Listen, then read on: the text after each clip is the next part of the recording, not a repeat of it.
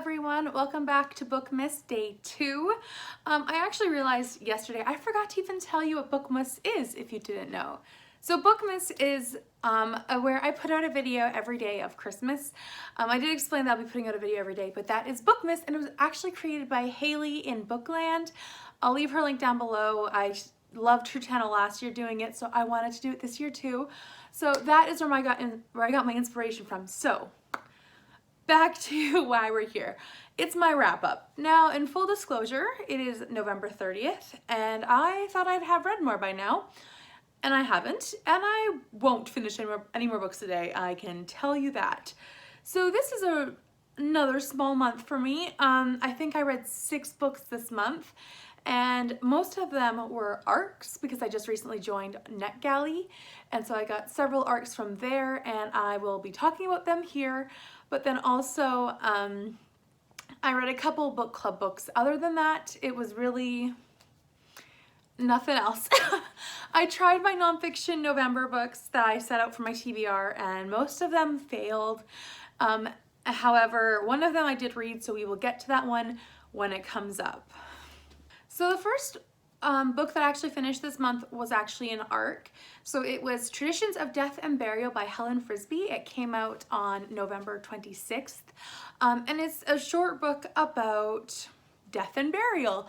And it's specifically how Britain has viewed death and burial and the relationship you have with that. And then even into current day. Now, I gave it a 3 out of 5 stars. It wasn't bad, but it wasn't really great. I just found a lot of the information was interesting, but I felt like I could have used more information. And then sometimes I just felt like extra information wasn't needed. So it was a little interesting balance. I did give it 3 stars, so it was an interesting read. And if you want to grab it, I suggest you do if you're interested in how we view death and how we interact with death, especially over the ages from I think Stone Ages it covered all the way to modern. So I think it's interesting if you are interested in that topic.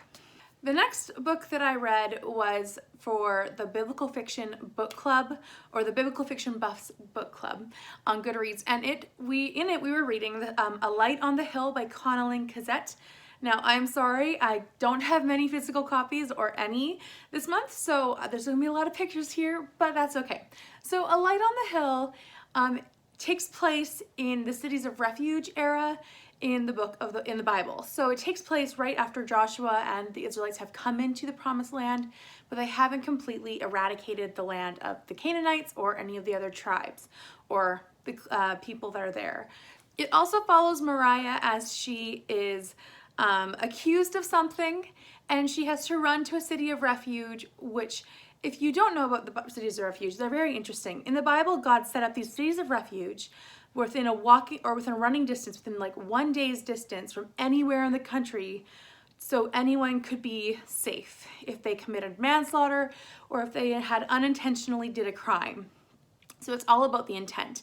So they could run to the city of refuge and then be saved from the stoning if they were found innocent. So that's what they had to do. They had to go and basically get a fair trial without being accused.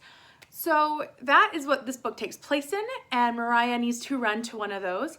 Along the way, she meets a man named Derek who she's starting to fall for, and she has her own tragic backstory too, and I thought it was amazing. I really loved it.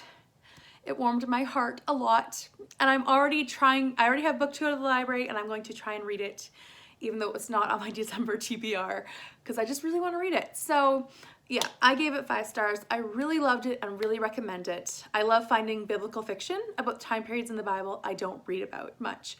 And Cities of Refuge is one of those I don't read about a lot. The next book I read was my most anticipated book of the month, I think, that I wanted to read. And that is Echoes Among the Stones by Jamie Jo Wright. I really loved this. It's coming out tomorrow, so December 3rd. If you want to pick up a copy, totally do it. I think it was worth it. So in Echo Among the Stones, it's about Aggie and Imogen. Now, Imogen is in World War II, and she finds her sister dead in her home, murdered, and she can't get the picture of her dead sister out of her head. So she takes about investigating what happened to her sister. And then in the other timeline, you have Aggie, who is present day, and she goes back to a small town because her grandmother's needing extra help. And she takes a job at a local cemetery to help with the recent upheaval of the graves due to storms. So it's an interesting timeline. There's a whole murder mystery element that travels all through it. I really loved how it had a dollhouse aspect where Imogen recreates a dollhouse to figure out what happened to her sister, and then it kind of travels through, and I really loved that extra added element. Now, I only gave it 4 stars because I don't love supernatural elements, and the Imogen storyline had some, but I still really recommend it. I really enjoyed it. I couldn't put it down. I loved it so much. And so it definitely comes out tomorrow, December 3rd. Pick it up if you're interested. I really recommend it if you are interested in suspense, thriller, clean, Christian. Even if you're not interested in the clean and Christian, like, it's a good thriller, it's a good mystery, it's a good suspense, and you feel like you're in this town and you don't know what's going on. So it's just well done, and I really loved it. Really, really recommend. So yeah, 4 stars, and I highly suggest you pick it up. The next one I read was Living Lies by Natalie Walters. Now this one is the prequel, or not the prequel, but the first book in the series to another NetGalley arc that I got. So I decided to read this one first. I got it from the library, and it is very interesting. I really enjoyed it. It talks about a lot of different things that I really appreciated in books. So it covers a small town where Lane, who owns a diner, she has her son. Her husband died overseas with the military, and she is kind of under her family's thumb. They have this big secret that they hold over her head, and they threaten to take away her son. And then a new deputy moves into town named Charlie, and he was a former Marine.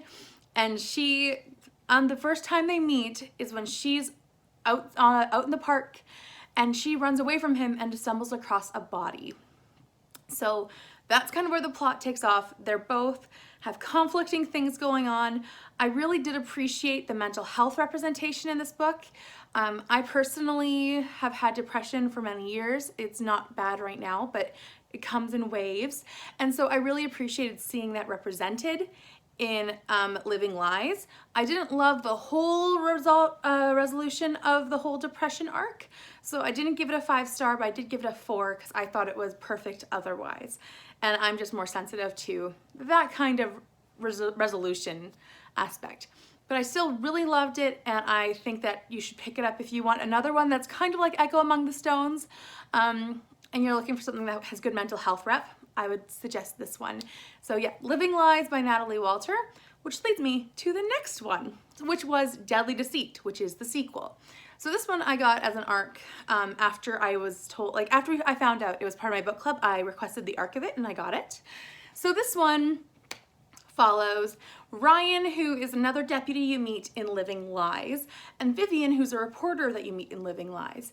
And I love series like this. I'll just say this, I'm not a series reader, but I love series where you meet one character, you follow their story, and then the next book follows a different character's story. And I know some people don't like that, but I love it.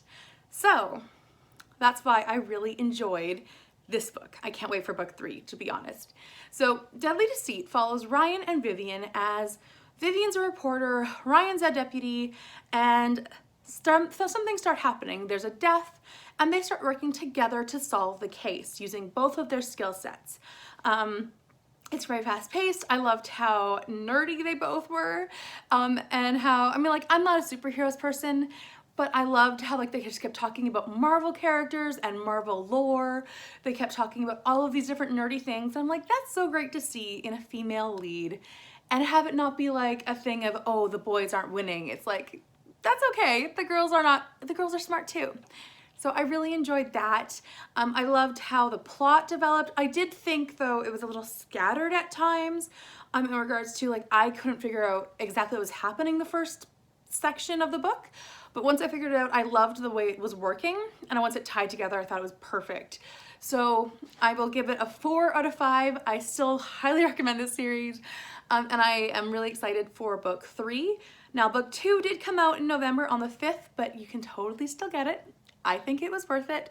And I plan on buying one soon because I really want my own copy and I really can't wait for the next one. I also love the covers. So the first one is a blue, the second one's a red, and the third one is a purple. And I think it's, or not the blue, green. As you can see, I think that they look very creepy and atmospheric, and I think that they are very, very cool cover designs. So yeah, really enjoy those. So the next book that I read was The Birth House by Amy McKay. I read it for a buddy read with one of my friends, and it's interesting. I've read another Amy McKay, and I've noticed after at least the second book a pattern with her writing. The Birth House was her first novel, and it takes place in Nova Scotia, where she and her family moved and discovered that the house they were living in was formerly a birth house. So that's kind of where her inspiration came from. There's really no fact in it. It's really just what she created in her mind with this place that she was living. And so it follows Dora Rare, Rare's their last name, as she becomes a midwife, like she becomes an apprentice to the current midwife. And then that's just right around the first war, when people started wanting professional doctors, medical hospitals, and all those things. But the problem was that the rural area they're living in wasn't very conducive to living or to going to the hospital when you had to give birth. She slowly becomes an apprentice and a midwife under the tutelage of Miss B, who is very otherworldly in some ways. She puts a lot of stock in fate in some things. She's just a very interesting character, and I really wish she had been there the whole book, but you know what? It served the purpose, and I was really glad to see where it went from that point on. So it follows Dora as she is under Miss B's tutelage, and then Miss B goes away, and it follows Dora as she continues on in her life. She gets married, she tries to treat people without her husband's approval, and it slowly gets more unraveled and interesting. So I thought it was an interesting one. I thought it was good. I gave it 4 stars, but honestly, I think what Amy McKay likes to do, based on my experience with her with her other book, The Virgin Cure, is that she likes to take hard-hitting topics and deal with them in a way that brings them to light. So in The Virgin Cure, for example, it's about young girls who were basically selling their virginity to cure people of illness. Like, that was a thought. And so that's one way that she brought light to that thing. And I think the same thing happened with The Birth House, with the midwives, women dying in hospital, the doctors not knowing what they were doing, and then even young women or young girls who were getting pregnant, or birth control or anything like that, or abortions. It's all in there. So it was very hard sometimes to read. If you want to read it, go for it. It was a good book.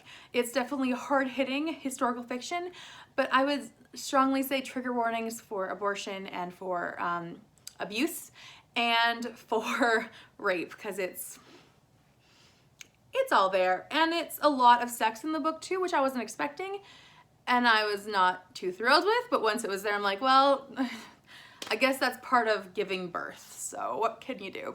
So yeah, I gave it 4 stars. I think I own another Amy McKay, but I probably won't pick it up anytime soon. I feel like I'll need to be in the right mood to pick up her work if that's her normal voice or her normal train of thought, if it's always that heavy. So yeah, I'm gonna wait a little while on that one. So the next book that I read was Behind Esther, Thriving When God Seems Distant by Chris Alterock. Now, this was an ARC from NetGalley, and I was going to treat it like a devotional. I was wanting to read along with the book of Esther, or read 1 chapter a day and, really dive into Esther and how God appears. And I quickly realized that wouldn't work. This book was scattered, to say the least. It just felt like disjointed, and in a book that's about Esther when God is hiding, I felt like Esther was hiding too. She was there for maybe 1/3 of the book, maybe half, but everything else was like random other paragraphs of stories from different movies or pop culture references or history. And it was like, I want to learn about Esther. I want to learn about the Bible and not a bunch of stories from pop culture. So it felt like the author was trying to shove too many stories into this book about Esther. And I want to learn more about Esther and more about the Bible, and the different people that were there. Unfortunately, that wasn't the case. I gave it 2 stars because honestly, I tried treating it like a devotional and I just couldn't focus on it. I had to push myself to finish it because of how hard it was to read and like to focus on it. And I think it was interesting for me that no one has reviewed this book like really, and it's been out since August. So I feel like a lot of people have given up on it, and I understand why. I only decided to continue because I had like 50 pages left by the time I was ready to call quits. So I'm kind of a completionist when it comes to that much. So yeah, don't really recommend if you're wanting an Esther, a book about the Bible, a book about the book of Esther. I wouldn't recommend this one, but you're welcome to try it out too. Your opinion might be different from mine. So yeah, my rating was 2 stars, and it did come out in August. So the next book that I read was The Plots to Kill Hitler, The Men and Women Who Tried to Change History. I'm reading the title, it's a long one, by Richard Dargy. Now, Richard Dargy wrote this book about a bunch of people who tried to assassinate Hitler. And it was really interesting. Every chapter focused on a different person, and it was followed like a timeline. So the first timeline was when he was, I think it was like 1920s, and then it like slowly worked its way all the way up to the end of the war. And every single person had a different way of assassinating him, whether it be shooting him, trying to shoot him in a parade, setting off a bomb in his local pub, like trains, like you name it. So many people tried different things. And I really enjoyed it. I thought it was very well done, and I really liked the different aspects. I did give it 4 stars though, because I was a little disappointed with the lack of women talked about. The last chapter was about women, and it was only about them like spreading propaganda, and it wasn't that detailed. And I feel like for a title that has men and women in the title, it should have include women as well who are trying to assassinate Hitler. And I understand if that information is not there, but I went in hoping for more from both genders, making it equal or more balanced, but it was not present. This one comes out December 15th, so you can still order it now. I highly recommend it if you're interested in World War II, anything in regards to Hitler, recommend. So yeah, it comes out December 15th. So the last book that I read this month was the WHOO, and I'm going to have to read the title because it's a long one. So, the WHOO, How I Survived Ice Hockey, Drug Raids, Demons, and My Crazy Chinese Family by Lisa Wong. Let me take a breath after that. So this one is, it's crazy. As the title suggests, it's crazy. It follows, it's nonfiction. So actually all of the books that I read that were ARCs were nonfiction this month. So kind of nonfiction November with a different TBR. This one was on my TBR though, and it is interesting. It follows Lindsay as she's growing up. Her family is crazy. They think that any mental illness is called a woo-woo, and it makes you go crazy. So it's interesting how their family reacted to mental illness. Her mom has it, her grandmother has it, her father has it, her aunt has it. It's like, it's rampant in their family, but they go untreated because they don't believe in treating it. They believe in medical, like in home remedies and not medicine. So it kind of just follows our crazy upbringing with living next to like drug houses, playing ice hockey.